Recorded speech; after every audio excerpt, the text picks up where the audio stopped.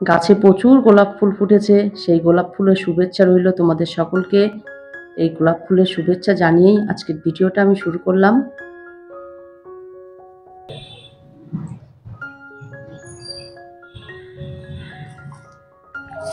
Good morning বন্ধুরা, আশা করি সবাই খুব ভালো আছো, সুস্থ আছো। আমিও খুব ভালো আছি। নতুন একটা ভিডিওতে তোমাদের সকলকে জানাই অনেক অনেক স্বাগত। আজ শনিবারের সকাল এখন বাজে ঠিক 9টা থেকে আমি আমার ভিডিওটা শুরু করলাম। একটু দেরি করে ঘুম থেকে উঠলাম, কারণ আজকে শনিবার, আজকে স্কুল ছুটি আছে, পড়াও নেই, ওই জন্য একটু দেরি করে উঠলাম। উঠতে উঠতে অনেকটাই বেলা হয়ে গেছে, মানে 8:30 বেজে গেছে। 8:30টায় ঘুম থেকে উঠে কিছুটা কাজ গুছিয়ে নিয়ে তারপরে আমি চা খেতে বসলাম। রিজু রায়ন পড়তে বসে গেছে, ওরা ওখানে পড়ছে, আর আমি একটু চা খেলাম আর তোমাদের সঙ্গে একটু কথা বললাম। আমি এখন চা নিয়ে বসেছি, চাটা খেয়ে তো বাদ বাকি কাজ করবো। সবার আগে রিজু রায়নকে পড়াবো, যেহেতু বাড়িতে আছে, সকালের সময়টা তো ওদেরকে দিতেই হবে। আর আজকের ওয়েদারটা না একদম মেঘলা, বৃষ্টি হচ্ছে। সকালবেলা ঘুম থেকে উঠে দেখলাম বৃষ্টি হচ্ছে, আর মনে হচ্ছে হনুমান এসেছে। সেটা বাইরে গেলেই বুঝতে পারবো, যেহেতু প্রচুর পেয়ারা পড়ে আছে, দেখে বুঝতে পারলাম যে হনুমান এসেছিল, যে গাছতলায় পেয়ারা ভর্তি হয়ে আছে। যাই হোক, চলো চাটা শেষ করে নিয়ে তারপরে কাজে হাত দেব। চা খেয়ে নিয়েছি, নিয়ে রায়নকে একটু পড়াতে বসলাম।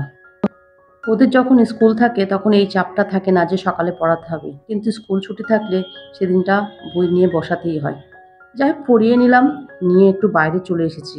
এদিকে আকাশটাও পরিষ্কার হয়ে গেছে, রোদ উঠেছে, আর সত্যি সত্যি হনুমান এসেছিল। কিন্তু হনুমানের সঙ্গে আজকে তোমাদেরও দেখা করাতে পারলাম না, আমিও দেখা করতে পারলাম না। পরে শুনলাম যে ওদের পাপার কাছ থেকে হনুমান এসেছিল, তাই দেখাতে গেলাম। প্রচুর পেয়ারা পড়ে আছে, পেয়ারা পেকেও আছে গাছে।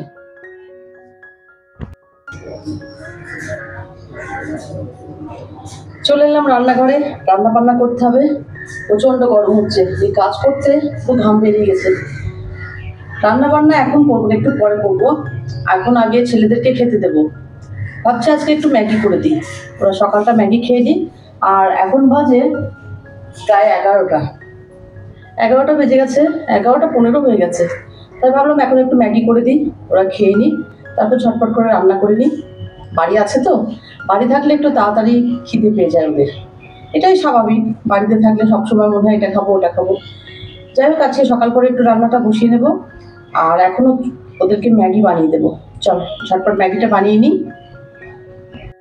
ম্যাগিটা তো আমি রেডি করে নিয়েছি, ওদেরকে খেতে দেবো, দিয়ে আমি বাদ বাকি কাজ করব, আর ওদের সঙ্গে আমিও একটু খেয়ে নেব।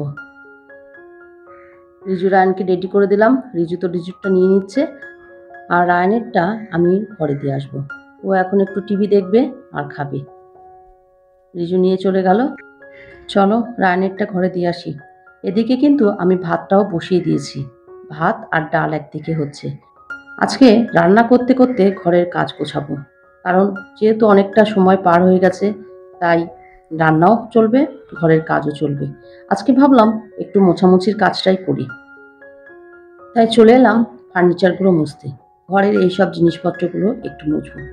আসলে কি বলতো, এইগুলো মোছার জন্য না আমার কোনো নির্দিষ্ট দিনক্ষণ ঠিক থাকে না, আর যখন সময় পাই তখনই আমি এগুলো মুছে পরিষ্কার করার চেষ্টা করি। সে দিন হোক, রাত হোক বা সকাল হোক, যখনই সময় পাই তখনই মুছি। আর বিশেষ করে একটু কিছু মনে হলেই মুছে ফেলি, তো তাই সেরকম নোংরা খুব একটা হয় না যে একদিনের জন্য জমিয়ে রাখবো, একটা নির্দিষ্ট দিনে এই কাজগুলো করব, সেটা করি না। যখন মনে হয় যে একটা নোংরা হয়েছে, সঙ্গে সঙ্গে একটু কিছু নিয়ে এসে মুছে দিলাম, এইভাবেই চলতে থাকে। তাই আজকে মনে হলো পুরোপুরি এই ডাস্টিংয়ের কাজটা তোমাদের সামনে তুলে ধরি, সেটাই আজকে করছি। মানে সকালবেলা বলতে পারো একটা ব্যস্ততম দিন, একদিকে রান্নাও চলছে, অন্যদিকে ঘরের কাজও করছি। সকালটা খুবই ব্যস্ততার মধ্যে দিয়েই কাটে। ছেলেরা বাড়িতে না থাকলে এই কাজগুলো আমি একা একাই চুপচাপ করতে থাকি। ঘরের কাজ তো করে নিয়েছি, বিছানার চাদরটাও চেঞ্জ করে নিয়েছি, এবার একটু ঝাড় দিয়ে নেব। ঝাড় দিয়ে নিয়ে তারপরে মুছবো। ওদিকে বারবার ছুটে ছুটে যাচ্ছি রান্নাঘরে, যেহেতু রান্না বসিয়ে এসেছি, তাই ওইদিকে যাচ্ছি। চলো এবার বাদ বাকি কী রান্না হবে সেগুলো তোমাদেরকে দেখাই। এখানে সয়াবিনটা জলের মধ্যে দিয়ে একটু গরম করতে দেবো, আর রান্না করব সর্ষে পোস্ত দিয়ে ভেন্ডি চচ্চড়ি। রান্না বান্নাটা ঝটপট করে শেষ করে নিই, কারণ ছেলেরা বাড়িতে আছে, ওদেরকে তাড়াতাড়ি খেতে দিতে হবে। তাই রান্নাটা করে নিলাম। সর্ষে পোস্ত, কাঁচা লঙ্কা আর একটু লবণ দিয়ে এটা ভালো করে পেস্ট করে নিলাম। এদিকে কিন্তু আমার রান্না প্রায় শেষের দিকে, ভেন্ডিটাও হয়ে গেছে আর ওদিকে সয়াবিনটাও রান্না হচ্ছে। দেখতে দেখতে আকাশটা কিন্তু একদম অন্ধকার হয়ে গেছে, ঝমঝমে বৃষ্টিও চলে এলো। তাই কিছুক্ষণ বৃষ্টির দিকে তাকিয়েই থাকলাম, তোমাদেরকেও দেখালাম। মানে প্রচুর জোরে বৃষ্টি হচ্ছে, এত জোরে বৃষ্টি হচ্ছে, বেশ সুন্দর লাগছে দেখতে। কিন্তু ওইদিকে তাকিয়ে থাকলে তো হবে না, রান্নাটা তো আমার শেষ করতেই হবে। তাই আবার চলে এলাম রান্না বান্নার দিকে। এবার গতকাল ভিডিওতে যারা যারা আমাকে কমেন্ট করেছো তাদের নামগুলো উল্লেখ করি। বিটি ব্লগার আখিমণি, সৌমিলি ঘোষ, সৌমিস কিচেন, খাওয়া দাওয়া ব্লগ। দিদি ভাই, আপু, আপনাদেরকে অনেক অনেক ধন্যবাদ। তোমরা এইভাবেই আমার পাশে থাকো, সঙ্গে থাকো। আজ তাহলে এই পর্যন্ত।